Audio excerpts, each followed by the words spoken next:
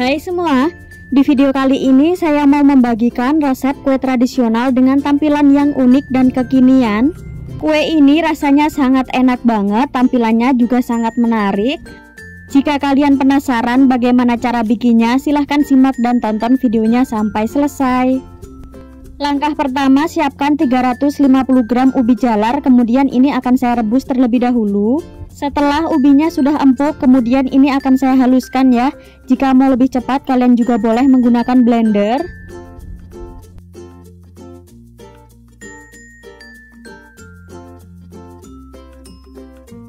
Apabila ubinya sudah halus, kemudian ini sudah siap ya untuk digunakan.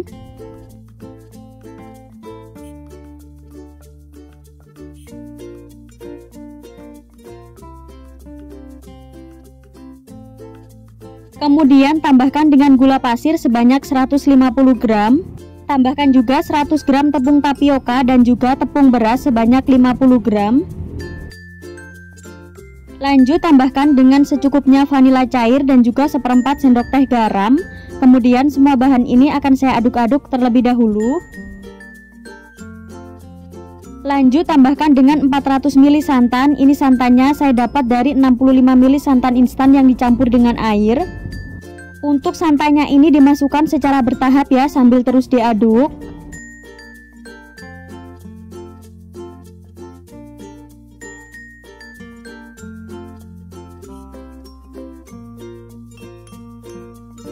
Nah, supaya tekstur adonannya halus, ini akan saya saring terlebih dahulu.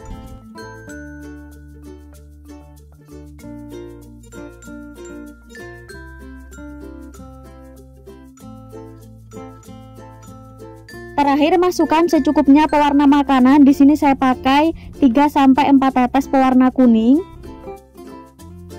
Jika sudah, kemudian ini adonannya akan saya sisihkan terlebih dahulu. Lanjut siapkan wadah, masukkan 50 gram tepung beras. Masukkan juga 50 gram tepung tapioka. Kemudian tambahkan dengan 90 gram gula pasir dan juga seperempat sendok teh garam. Supaya lebih enak, tambahkan juga secukupnya vanila cair dan juga ini saya pakai pewarna putih ya teman-teman. Saya pakai sekitar seperempat sendok teh. Jika kalian tidak punya pewarna putih, ini bisa di skip penggunaannya. Terakhir masukkan 400 ml santan. Ini santannya saya dapat dari 65 ml santan instan yang dicampur dengan air. Nah, untuk santannya ini dimasukkan secara bertahap.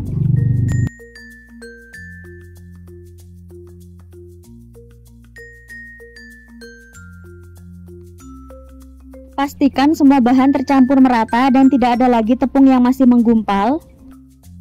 Nah, untuk konsistensi adonannya memang sedikit encer seperti ini ya.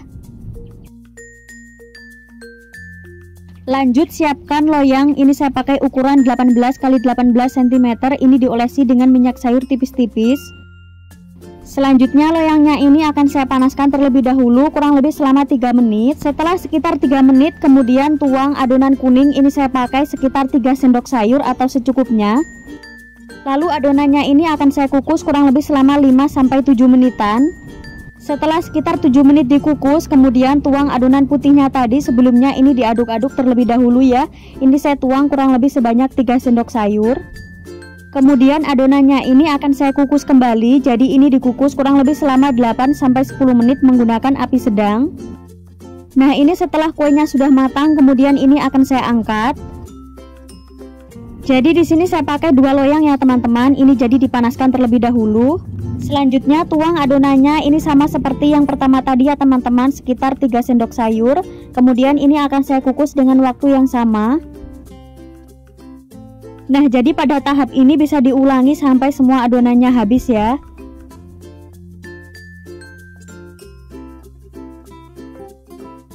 Setelah kuenya sudah agak dingin atau hangat, kemudian ini bisa dikeluarkan dari loyangnya.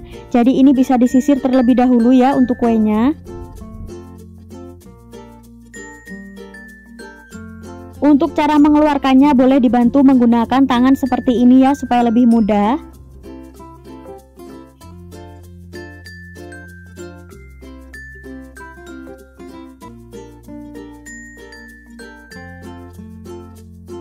Selanjutnya kuenya ini akan saya gulung ya, jadi ini bisa digulung secara perlahan. Untuk kuenya ini kondisinya sudah hangat atau dingin ya teman-teman, karena kalau masih panas digulung dia tidak akan menempel. Selanjutnya ini akan saya rapikan bagian pinggir-pinggirnya. Jika sudah, kuenya ini akan saya bagi menjadi 3 bagian.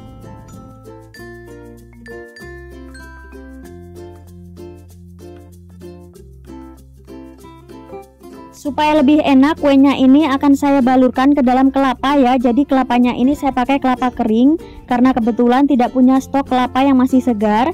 Jika mau lebih enak untuk penggunaan kelapa keringnya ini bisa diganti dengan kelapa yang masih baru diparut. Jadi untuk tampilan kuenya kurang lebih seperti ini ya teman-teman. Ini tampilannya sangat cantik banget.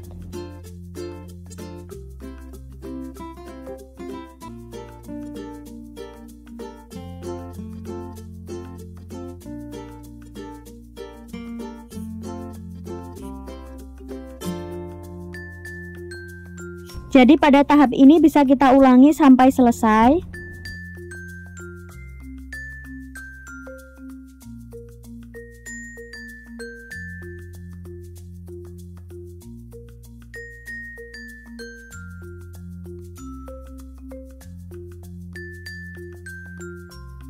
Supaya tampilannya lebih menarik dan lebih rapi, untuk pengemasannya ini saya menggunakan plastik OPP. Oh iya, untuk satu resep tadi menghasilkan sekitar 18 kue.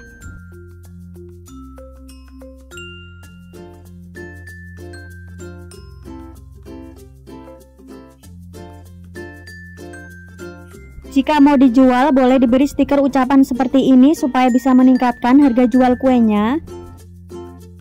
Bagaimana, cantik banget ya teman-teman tampilan kue ongol-ongol ubi jalarnya.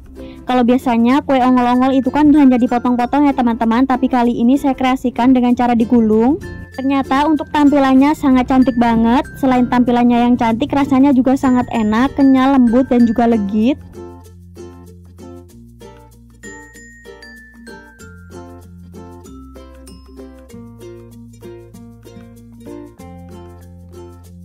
Jika mau dijual, untuk harganya ini bisa disesuaikan dengan harga bahan di daerah kalian masing-masing.